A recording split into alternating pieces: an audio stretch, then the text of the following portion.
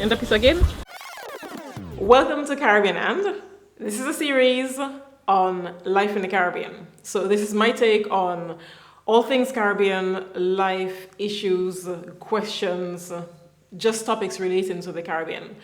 And I would love to have your experience and your feedback also on this. If you're from the Caribbean, I'm sure you have lots to say about the things that I'm going to talk about. And if you're not from the Caribbean and you want to comment, feel free to do so.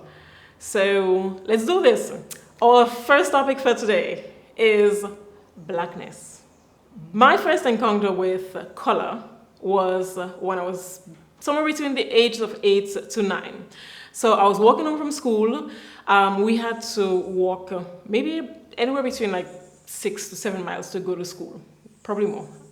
And I was walking home with kids, and one of the kids at some point took my hand and she like pulled me next to my sister and said, she's lighter, like she's fairer than you.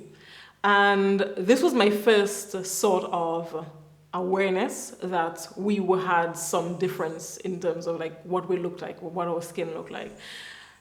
Now, I remember the feeling that it gave me. Like I remember having this sort of bizarre feeling of being compared to her. And I don't remember who it was she said who was clearer, but I do remember that feeling that somebody had an advantage over the other person. So there was a feeling of something not very nice. Fast forward, through childhood, my other experiences with color, what I remember very clearly was linked to things that had to do with our hair. So parents, neighbors, people would always comment on our hair. So either your hair would be, oh, you have nice curly hair, or you have nice coolie hair. So coolie hair is any hair that's Negro hair mixed with white hair or Indian hair. So you have like curls. At least that was how we saw it at home.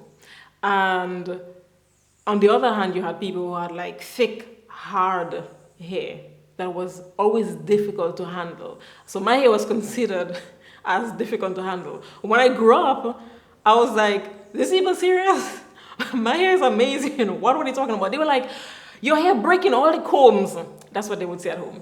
So my sisters would be like, oh, her hair's so, it's so nice and like thin. You can just pass a comb through it. And my hair, they would always use like ponytails to comb my hair because it was too thick to put into like the nice little cute girly clips. So, and then another experience, there are lots of them, but another experience that was, I would say that really marked me was our use of black as an insult for people. So they would say things like, boy, Mr. Black, Black, Black. Or somebody would do something and they would throw it out at the person like in anger, like move from there, you black, black, black. Yeah. And this, I'm laughing because it's like absolutely ridiculous, but this was an insult. So these are the two things that like examples I use that really encompasses my experience with color, all negatively connotated. Whatever had to do with blackness, the darker you were, there was something always negative like related to it.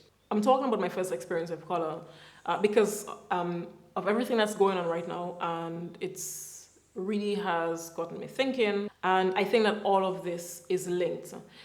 The smallest manifestations of how we express blackness, how we see ourselves and how we see others, how we express it to them. I think all of these things have repercussions, and they all link to, even if we're here in the Caribbean, I think it brings us to think on how what's happening elsewhere